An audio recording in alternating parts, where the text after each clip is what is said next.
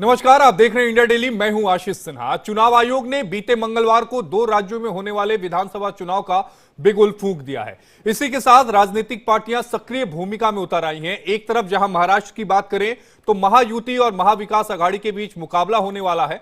आपको बता दें कि दिल्ली में बीती रात महाराष्ट्र में सीट शेयरिंग को लेकर एनडीए की अहम बैठक हुई। इस बैठक में महाराष्ट्र के मुख्यमंत्री एकनाथ शिंदे, उप मुख्यमंत्री अजीत पवार और देवेंद्र फडणवीस के साथ केंद्रीय गृह मंत्री अमित शाह ने शिरकत की। ऐसी आशंका बताई जा रही है कि एकनाथ शिंदे की शिवसेना और बीजेपी की सीट शेयरिंग को लेकर आपस में बात हुई है। फिलहाल बातचीत के फाइनल होने के बाद महाराष्ट्र में बीजेपी उम्मीदवारों की सूची आने का इंतजार है। तो महाराष्ट्र चुनाव से इस वक्त एक और बड़ी खबर सामने आ रही है। महायुति में सीट शेयरिंग का फॉर्मूला तय हो गया है। सूत्रों के मुताबिक महायुति में सीट शेयरिंग का यह फॉर्मूला जो तय हुआ है, उसके मुताबिक बीजेपी करीब 156 सीटों पर चुनाव लड़ सकती है। एकनाथ शिंदे की शिवसेना 78 सीटों पर, तो वहीं अजीत पवार की एनसीपी 54 सीटों पर चुनाव लड़ सकती है। इस वक्त की बड़ी खबर आपके टीवी स्क्रीन पर, महायुति में सीट शेयरिंग का जो फॉर्मूला है वो तय हो चुका है। तो बीजेपी करीब 156 सीटों पर चुनाव लड़ सकती है।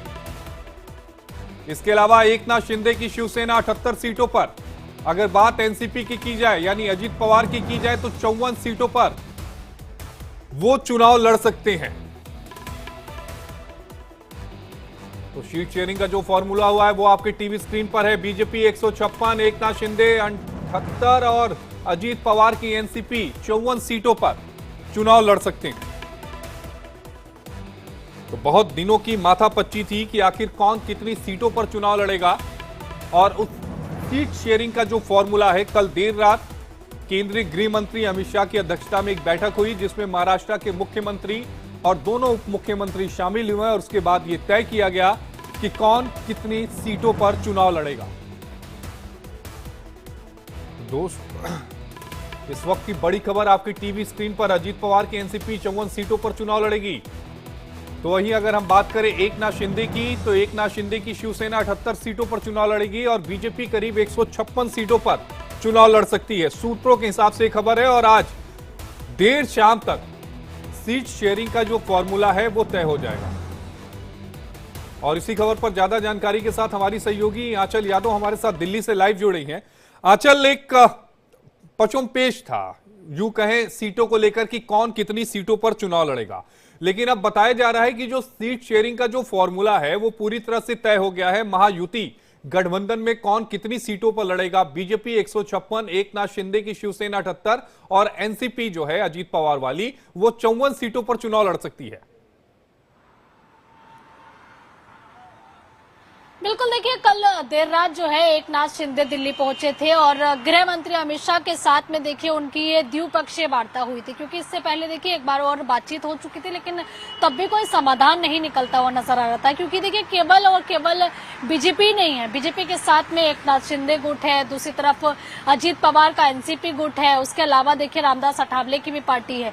ऐसे में छोटे छोटे दलों को भी साथ में लेकर चलने की जिम्मेदारी भाजपा के ऊपर है और ऐसे में तभी वो देखिए संपूर्ण तरीके से एनडीए कहलाता है। और ऐसे में कहीं ना कहीं देखिए एक जिम्मेदारी जो है वो महाराष्ट्र में उन बीजेपी के कंधों पर आन पड़ी है, क्योंकि सीट शेयरिंग का जो फॉर्मूला है वो अभी तक तैयार नहीं हुआ है और जिसके चलते देखिए अभी तक काफी ज्यादा डिले नजर आ रहा था। और कल की जो बैठक हुई है उस बैठक के बाद ये माना जा रहा है कि जो 156 सीटें हैं उसको लेकर देखिए अभी तक जो है वो एक फॉर्मूला तैयार हुआ है, जिसमें अगर हम बात करें एकनाथ शिंदे की तो उनको 78 सीटें दी गई है, 54 सीटें जो है वो अजीत पवार गुट को दी गई है। इसके अलावा देखिए जो भाजपा के पास सीटें हैं, अगर हम 156 सीटों की बात करें तो अभी तक उन सीटों में छोटे दल जो है, चाहे हम रामदास अठावले की बात करें क्योंकि वो भी देखिए केंद्र में मंत्री भी है रामदास अठावले, उनकी पार्टी है, उनकी भी अपनी सीटों को लेकर मांग है। पहले देखिए 10 से ज्यादा सीटों की वो मांग कर रहे थे। अब ये देखना होगा क्योंकि उसमें भी ये कहा जा रहा है कि उन छोटे छोटे दलों को उनके कैंडिडेट के हिसाब से सीट दी जाएगी। का जवाब आप जल्दी से दीजिएगा, तब मैं अपने राजनीतिक विश्लेषकों के पास जाऊंगा। बताया ये जा रहा है कि जो मौजूदा विधायक हैं उनमें से 30% विधायकों का जो टिकट है वो काटा जाएगा। बिल्कुल, देखिए आपने अक्सर देखा होगा कि जब भी लंबे समय तक कोई भी कैंडिडेट अपनी सीट पर रहता है तो कहीं ना कहीं नाराजगी भी लोगों के अंदर आ जाती है, क्योंकि देखिए जनता तो काम देखती है, अगर कहीं भी कुछ भी छूट रह जाती है तो जनता बदलाव चाहती है। और देखिए बीजेपी की आदत है कि वो सर्वे करवाती है और सर्वे में अगर उनको लगता है कि काम करने में विफल रहा है कैंडिडेट तो जाहिर सी बात है वो टिकटों में बदलाव करती है। और यही कारण रहा है कि ये माना जा रहा है कि इस बार बहुत सारे लोगों के टिकट कट सकते हैं और कई नए लोगों को भी जगह मिल सकती है। ये भी माना जा रहा है कि 1 या 2 सांसदों को भी इस बार भाजपा विधानसभा में टिकट दे सकती है। अभी देखना होगा कि हारे हुए जो सांसद हैं उनमें से 1-2 सांसद कौन कौन रहेंगे। उनमें से अगर हम कपिल मोरेश्वर पाटिल की बात करें तो वो भी चेहरा हो सकते हैं, अभी कंफर्म नहीं हुआ है क्योंकि देखिए केंद्र में मंत्री रहे हैं, चुनाव लोकसभा में हार गए थे। इसके अलावा एक अगर हम रामदास अठावले की बात करें तो उनकी तरफ से भी कुछ नाम दिए गए हो, उसको लेकर भी देखिए यहाँ पर चर्चा होगी। लेकिन हमारे साथ अभिषेक भी जुड़ गए हैं, अभिषेक के पास चलेंगे। अभिषेक, क्या सभी 288 जो सीटें हैं उस पर सहमति बन गई है महायुति गठबंधन में, या बताया यह जा रहा है कि 28 सीटें ऐसी हैं जिस पर बीजेपी, शिवसेना और एनसीपी में मंथन अभी भी चल रहा है? बिल्कुल, देखिए 288 सीटों पर अभी तक बात नहीं बनी, ये बात तो साफ है। आशीष, सही कहा आपने, लेकिन यह भी है कि जब देर रात अमित शाह के यहाँ मीटिंग हुई दिल्ली में, जहां पर अजीत पवार और साथ ही एकनाथ शिंदे और देवेंद्र फडणवीस मौजूद रहे, उसमें तमाम सीटों पर बात बन भी गई और कहीं ये कह सकते हैं कि यह एक अंतिम मीटिंग थी। इसके बाद अमित शाह के पास कोई और मीटिंग है, दिल्ली में मीटिंग नहीं होगी, यह माना जा रहा है, क्योंकि जो कई सारी चीजों को लेकर कुछ इश्यूज थे उसको सॉल्व किया है अमित शाह ने। और साफ साफ यह कहा है जो 28 सीटें 30 सीटें बची हुई है उस सीटों पर महाराष्ट्र लेवल पे जो नेता हैं वह बैठकर आपस में बातचीत करें, उसको सुलझा लें। लेकिन हाँ, ये बात तो साफ है कि जल्द से, क्योंकि आपको पता है कि अब नामांकन की प्रक्रिया शुरू हो जाएगी, उसके बाद जल्द से दिवाली के पहले नामांकन सबको भरना है और उसके बाद समय नहीं बचेगा। और आपको पता है कि 4 नवंबर सबका आखिरी तारीख है नामांकन वापस लेने का, यानी हर किसी को चुनाव प्रचार करने के लिए 14 दिन मिलने वाला है। ठीक से 14 दिन जो होता है, क्योंकि चुनाव प्रचार की जो शुरुआत सही तरीके से अगर होती है, पता ही आपको, वह होता है जब नामांकन वापस लिया जाता है, यानी फाइनल कैंडिडेट जो होता है वह एक तरह माना जाता है कि चुनाव प्रचार की शुरुआत होती है। तो 14 दिन ही मिलेगी क्योंकि 18 नवंबर तक चुनाव प्रचार खत्म करना पड़ेगा। तो यह माना जा रहा है कि जल्द से जल्द बात बन जाएगी और 1-2 दिनों के अंदर महाराष्ट्र में महायुति की तरफ से एक प्रेस कॉन्फ्रेंस करके इसका ऐलान कर दिया जाएगा। वहीं अगर महाविकास आघाड़ी की बात कर लें, चूंकि आप महायुति की बात करें, महाविकास आघाड़ी की बात करना जरूरी हो जाता है। महाविकास आघाड़ी के बीच में भी लगभग बात बन गई है, कुछ सीटों को लेकर जरूर आपस में खींचतान मची हुई है। आप देखिए कि अजीत संजय राउत से लेकर और नाना पाटोले के बीच विवाद देखने को मिला, लेकिन आज कांग्रेस की तरफ से बड़ा कदम उठाते हुए उद्धव ठाकरे के पास जाकर जो महाराष्ट्र कांग्रेस के प्रभारी हैं रमेश चन्नीथला, वह जाकर मुलाकात करते हैं और कहीं मनाने का प्रयास करते हैं कि आप हमारे साथ रहे। तो कहीं महाविकास आघाड़ी बहुत सीरियस है और गंभीरता चुनाव लड़ना चाहती है और यही कारण है कि कहीं भी कोई चूक ना हो, इसका भरपूर ध्यान रखा जा रहा है। शरद पवार ने खुद राहुल गांधी से बातचीत की और उसकी कारण यही है कि आज उद्धव ठाकरे से मिलने कांग्रेस के बड़े नेता पहुंचे हुए हैं। और आज दोपहर में हम बात जब कर रहे हैं, कुछ ही देर बाद मुंबई में एक महाविकास आघाड़ी की बड़ी मीटिंग होने जा रही है, उसमें कांग्रेस के और शरद पवार गुट के और साथ ही शिंदे अजीत उद्धव ठाकरे गुट के सभी नेता मौजूद रहेंगे। उस नेता मौजूद होने के बाद कुछ बड़ा फैसला हो सकता माना जा रहा है कि महाविकास आघाड़ी की तरफ से भी 1-2 दिनों के अंदर प्रेस कॉन्फ्रेंस करके ऑफिशियली ऐलान कर दिया जाएगा कि आखिरकार कितनी सीटों पर चुनाव लड़ रहे हैं। अभिषेक, बताया तो ये भी जा रहा है कि महाविकास आघाड़ी में सब कुछ ठीक चल नहीं रहा है। महाविकास आघाड़ी में सीटों को लेकर तनातनी चल रही है और यही वजह है कि शिवसेना हो, चाहे उद्धव ठाकरे की लीड वाली, या फिर कांग्रेस हो, या फिर एनसीपी हो शरद पवार की लीड वाली, आपस में एक सही जगह पर यानी एक पिच पर सभी नहीं आ पा रहे हैं। सही कहा आपने, बिल्कुल। देखिए यही बताया मैंने आपको आशीष, बिल्कुल उसी को जोड़ के अगर बताएं कि आप देखिए कि कल की घटना बताएं। आपको संजय राउत कहते हैं कि नाना पाटोले आप ये कहते हैं कि महाराष्ट्र के कुछ नेता हैं जो फैसला ले नहीं पा रहे हैं, इसलिए वह राहुल गांधी से बातचीत करेंगे। यह ऑफिशियल बयान था संजय राउत का। उसके बाद जब नाना पाटोले प्रेस कॉन्फ्रेंस में आते हैं, उनसे पूछा जाता है संजय राउत ऐसा क्या है, और प्रेस कॉन्फ्रेंस छोड़कर उठकर चले जाते हैं। आप समझिए कि दोनों के नेताओं के बीच में जो शीर्ष नेता है दोनों पार्टियों के, उनके बीच में इतनी खाई देखी गई और यही कारण है कि रमेश चन्नीथला जो कांग्रेस कांग्रेस प्रभारी है महाराष्ट्र के, वह जाकर आज उद्धव ठाकरे से मुलाकात करते हैं। मुलाकात करने के बाद कहते हैं कि हमारे बीच बातचीत बन जाएगी।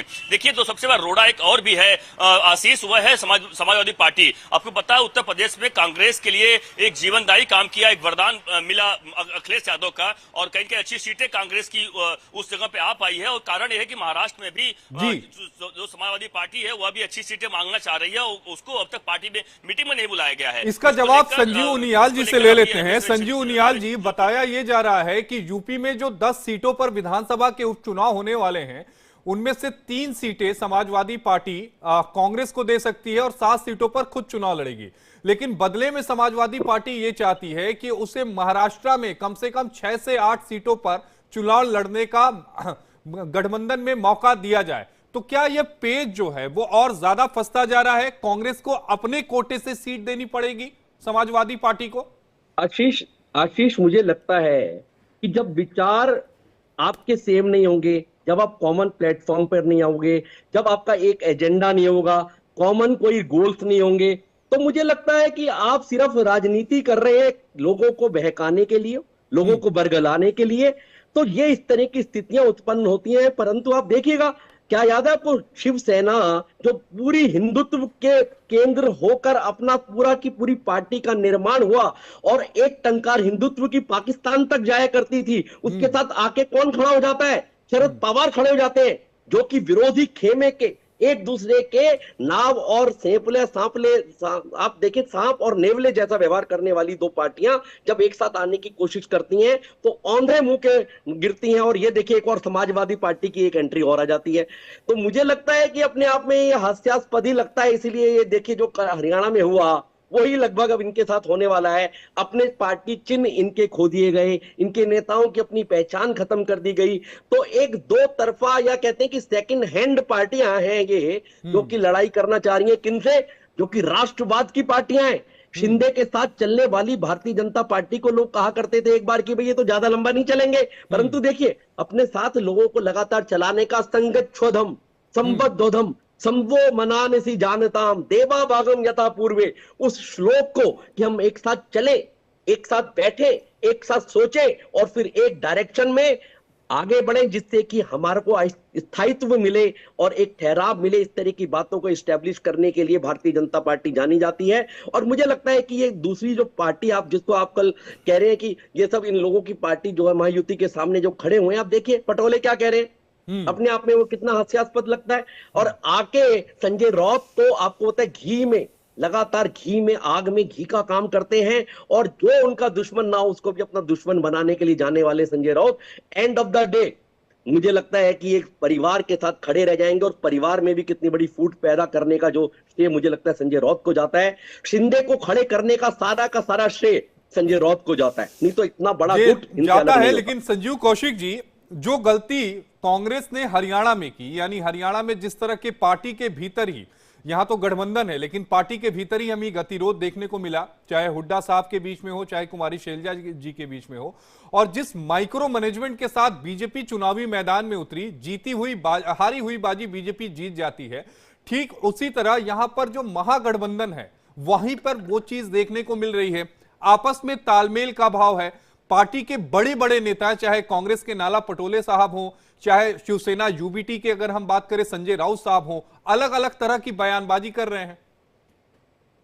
आशीष जी, कांग्रेस पार्टी और महागठबंधन की बात करें तो ये कहने में हमें कोई गुरेज नहीं है कि हरियाणा चुनाव में जिस तरह से तस्तरी में सजाई हुई सरकार उनके हाथ से छीनी गई है, निश्चित तौर पे उससे वो सबक लेंगे और आने वाले दिनों में हर एक चुनाव में वो फूक फूक के कदम रखेंगे।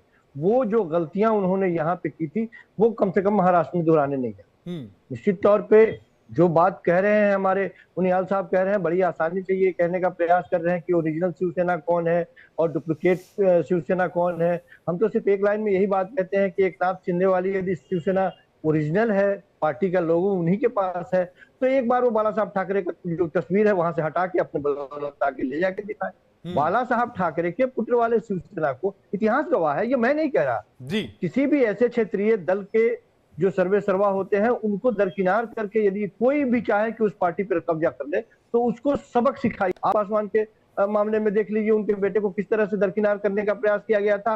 आप चाहे उत्तर प्रदेश में देख लें तो क्षेत्रीय दलों के एक छत्रप जो होते हैं, जिनका उनका ये भी कहने में कोई बुराई नहीं है कि एकाधिपत्य होता है जी। ये किसी एक के लिए मैं नहीं कह रहा, मैं सबों के लिए ये बात कह रहा हूं। तो उस एकाधिपत्य को यदि छल बल से आप तोड़ने का प्रयास करेंगे तो जनता उसका मुंह तोड़ जवाब देती है। दूसरी बात, पिछले लोकसभा के चुनाव में जिस तरह आगे हैं, अब कम से कम पिछले इलेक्शन की बात करें तो 30 सीटें ऐसी रही, 31 सीटें ऐसी रही हैं जिसमें जीत का अंतर केवल 5,000 का रहा है। तो कोशिश ये भी करनी है कि उसको भी पाटा जाए। भारतीय जनता पार्टी की ये रणनीति हमेशा कामयाब नहीं होने वाली है कि आपके ऊपर कोई आरोप लगे तो आप सबसे पहले अपने कैबिनेट के लोगों को बदल दें, आप मंत्रियों को बदल दें, मुख्यमंत्री को बदल दें। ये सारे लोग ये बात समझ रहे हैं कि यदि वो अच्छा कर रहे हैं तो उन्हें कंटिन्यू करने की जरूरत है। वो उन्हें बदल दिया गया, इसका मतलब यह है कि उनका रिपोर्ट कार्ड बेहतर नहीं था। बंधन में ही नहीं बंधेंगी तो फिर चुनाव जीतेंगी कैसे? अभी शुरुआती दौर में चूंकि दोनों पार्टियों की अपनी अपनी दावेदारी है वहां पे, ये निश्चित तौर पे, इसीलिए मैंने कहा कि जो हश्र हुआ है हरियाणा में, जो फील गुड 99 के आसपास में जाने के बाद में कांग्रेस पार्टी ने फील गुड का जो एहसास किया है और उसके खामियाजे जो भुगतने पड़े हैं उसको। कुछ सीटें ऐसी हैं जिसको मैं बता दूं, मुंबई की बात कर लो, मुंबई का अगर भाईखला सीट की बात कर लूं, कुछ सीटें ऐसी हैं जिसको मैं बता दूं, मुंबई की बात कर लो, मुंबई का अगर भाईखला सीट की बात कर लूं, अणुशक्ति नगर की बात कर लूं, कुछ ऐसी सीटें हैं जिसको लेकर शिवसेना जो कि ठाकरे गुट जो है वह अपने आप को करे कि हमको चाहिए, कोई सीटें चाहिए है, एनसीपी मांग रही है, क्योंकि एनसीपी का उतना वर्चस्व मुंबई में खासतौर से नहीं है। यही कारण है कि उसमें कांग्रेस और उद्धव ठाकरे गुट की तरफ से साफ साफ डिमांड किया जा रहा है कि उनका वर्चस्व मुंबई में अधिक है। यही कारण है कम से कम उनको दिया जाए। विदर्भ की देखिए बात करें, विदर्भ में जो अधिकतर सीट है वह कांग्रेस लेना चाहती है किसी भी सूरत में, वहां पर उद्धव ठाकरे को और एनसीपी को देना नहीं चाहती है, लेकिन कुछ सीटें ऐसी हैं जो उद्धव ठाकरे चाहते हैं। विदर्भ की बात कर रहा हूं तो विदर्भ में चूंकि कांग्रेस इस वक्त मजबूत हुई है, लोकसभा चुनाव भी मजबूत हुई है, तो उन्हें लग रहा है कि विदर्भ में अच्छा परफॉर्मेंस कांग्रेस कर पाएगी। कांग्रेस कह रही कि विदर्भ में हम किसी के साथ शेयरिंग नहीं करेंगे, बल्कि पूरा का पूरा विदर्भ। संजीव उनियाल जी, अगर हम महाविकास अघाड़ी की बात करें तो मैं बार बार अखिलेश यादव पर इसलिए आ रहा हूं, जो संजीव कौशिक भाई कह रहे थे अभी कि परिवारवाद की पार्टी पे विश्वास करते हैं। अब देखिए ये हुड्डा के साथ इलेक्शन करते हैं। अब देखिए ये हुड्डा के साथ इलेक्शन लड़ रहा था भारतीय जनता पार्टी का बाकी ग्रुप। भारतीय जनता पार्टी संगठनात्मक पार्टी है, परंतु ये परिवारवाद की जो सोच है ना, इस सोच को दरकिनारे कर दिया है वोटर्स ने आज की डेट में। और यही हाशिया लगभग महाराष्ट्र में भी रहने वाला है कि अगर आप सोचते हैं कि बाल ठाकरे जो कि हिंदुत्व पर उनका एपिसेंटर होता था, उनकी गूंज बजा करती थी, आज वो अगर हिंदुत्व से छिटक कर दूर जाएंगे तो आज बाल ठाकरे के जो वोटर्स थे, उनके साथ सिंपैथाइजर थे, वो शिंदे के साथ जाकर खड़े हो जाएंगे। वो ऐसा नहीं होगा। परिवारवाद की बातों से दूर हो गए हैं लोग, बहुत अपडेट हो चुके हैं लोग, बहुत पढ़ लिख गए हैं लोग। आज वो इंदिरा गांधी का परिवार और वो नहीं रह गया। लेकिन संजीव कौशिक जी, सवाल ये उठता है कि महायुति का सीएम चेहरा कौन होगा? क्या एकनाथ शिंदे साहब होंगे या देवेंद्र फडणवीस साहब होंगे? देखिए, भारतीय जनता पार्टी एक तरफ से नतमस्तक हो गई है वहां पे, जिस तरह से सरकार बनी और जिस तरह से अपने पूर्व मुख्यमंत्री को उप मुख्यमंत्री बनाया, उसी दिन उन्होंने अपना सब कुछ सरेंडर कर दिया है। एक तरह से कोशिश उनकी यही है कि सत्ता में वापसी हो, लेकिन रास्ते आसान नहीं है। हम खूब जानते हैं कि जिस इलेक्शन को जो बीत गया उसकी चर्चा बार बार इसलिए कर रहे हैं क्योंकि भारतीय जनता पार्टी और कांग्रेस पार्टी दोनों ये बात समझती थी कि इस जीत के मायने क्या है। हरियाणा में यदि भारतीय जनता पार्टी हार जाती तो उसके बाद में क्या होता सब कोई जानते थे, और जीतने के बाद में जो जोश आई है उसी का नतीजा हम लोग सामने देख रहे हैं। लेकिन रही बात सीटों के बंटवारे की बात, तो भारतीय जनता पार्टी की कोशिश पूरी रहेगी, लेकिन सच बात यह है कि भारतीय जनता पार्टी के कारनामों से और भारतीय जनता पार्टी जिस तरह से मुंबई में या महाराष्ट्र में जिस तरह से उनके काम करने की शैली रही है, वो काफी एक तरह से बदनामी झेल चुकी है। ये भी जानते हैं कि मुंबई आर्थिक राजधानी है, पूरी कोशिश रहेगी भारतीय जनता पार्टी की एक बार पुनः कि वहां की सत्ता पे काबिज हो जाए। यदि वहां की सत्ता पे आप काबिज होते हैं तो पूरे राष्ट्र में राजनीति करने के लिए कितनी सहूलियतें आपके पास होती है वो सबको ही जानता है। लेकिन इन सबों के बीच में ये कहना कि सीटों के बंटवारे के लिए जो उत्तर प्रदेश की बात आ रही है, अखिलेश यादव की बात आपने 2 बार कही जी, ये बात बिल्कुल सही है कि अखिलेश यादव महत्व रखते हैं उत्तर प्रदेश में, और कांग्रेस पार्टी को मिलके एक तरह से साथ में चलने की कोशिश करनी होगी और वो साथ नहीं छोड़ेंगे। तो संभव है कि अखिलेश यादव के इन बातों का कुछ प्रभाव पड़े, लेकिन ऐसा बिल्कुल संभव नहीं है। अखिलेश यादव भी तो चाहेंगे कि उनकी जो पार्टी है वो राष्ट्रीय पार्टी बन जाए। नहीं, ये किसी भी पार्टी की ये इच्छा हो सकती है, इसमें बुरा क्या है? इसमें बुरा कुछ नहीं है। हमारे लिए तो कांग्रेस पार्टी हो, समाजवादी पार्टी हो, यदि कोई भी राष्ट्रीय पार्टी बना तो वो अपने कामों से अपना विस्तार करेगी और होना ही चाहिए। मुझे इसमें से कोई गुरेज नहीं है। लेकिन ये बात बिल्कुल सही है कि जिस तरह से मजबूती के साथ वो उत्तर प्रदेश में कांग्रेस को या कांग्रेस के साथ जिस तरह से पेश आते हैं, उसी तरह से कांग्रेस यहाँ उनके साथ पेश आएगी। और ऐसा संभव नहीं है कि वो जो चाहेंगे वो कर लेंगे और जितनी की संख्या उनको चाहिए उतनी की संख्या मिलेगी। एक सवाल यहां पर निश्चित तौर अभिषेक से लेना जरूरी हो जाएगा। अभिषेक, अगर महाविकास आघाड़ी को देखा जाए तो उनमें कुछ सीटों पर पेच इसलिए फंस गया है कि जो मुस्लिम बाहुल्य इलाके हैं वहां से कौन सी पार्टी अपना उम्मीदवार उतारेगी। एनसीपी और कांग्रेस कह रहे हैं कि ये हमारे परंपरागत वोट हैं, लेकिन शिवसेना यूबीटी ये कह रही है कि हालिया जो लोकसभा के चुनाव हुए थे उसमें मुस्लिम वोटर्स ने खुलकर उन्हें वोट किया था, लिहाजा हमारे जो कैंडिडेट्स हैं वो मुस्लिम बाहुल्य इलाके से उतरे।